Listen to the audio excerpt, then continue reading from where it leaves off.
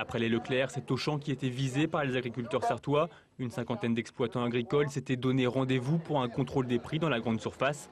Leur objectif était clair, montrer les marges de la grande distribution. On sait pertinemment qu'en baissant leurs marges ou donc en répartissant sur la filière, notamment aux producteurs de 2, 3, voire 4, 5%, le producteur peut vivre correctement et puis je dirais le consommateur va aussi s'y retrouver parce que tout simplement de marger à 25 ou 30% sur des produits comme cela, je veux dire, faut arrêter. À un moment donné, on ne peut plus supporter ça.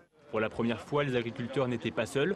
Avec eux, des élus, dont Fabienne Labrette-Ménager, vice-présidente de la commission économique à l'Assemblée nationale. Alors, récupération politique ou véritable travail d'élu? Moi, écoutez, je pense pas. Maintenant, moi, je suis consommatrice aussi. Moi, je pense que non. Je crois qu'aujourd'hui, avec le rapport Besson, c'est plutôt se dire, écoutez, comment c'est mis en place sur le terrain. Et non, enfin, moi, je le vois pas du tout comme ça. Hein. Je vois plutôt, on agit. On a la possibilité maintenant, justement, de contrôler les lois que l'on a votées. Écoutez, là, je suis en plein contrôle.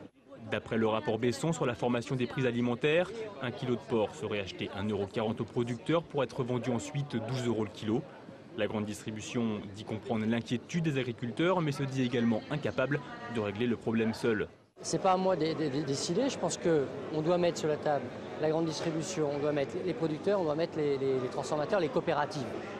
Et après, je pense que là, c'est à ce moment-là qu'on va regarder comment on peut répartir équitablement, mais c'est pas Auchan qui va décider. Pour les producteurs, si rien ne bouge, d'autres actions seraient alors envisagées, et cette fois moins pacifiques.